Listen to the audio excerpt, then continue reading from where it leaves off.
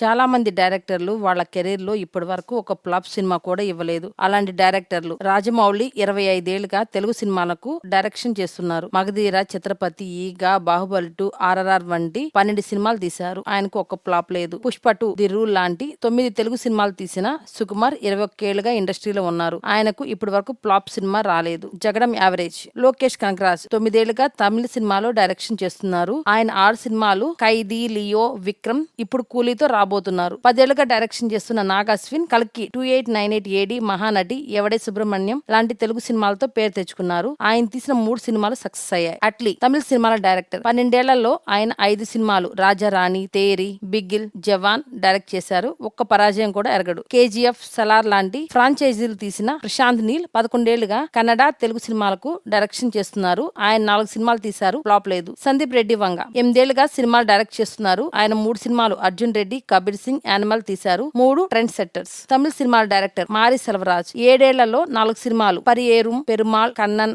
Direct చేశారు. అన్ని super hits.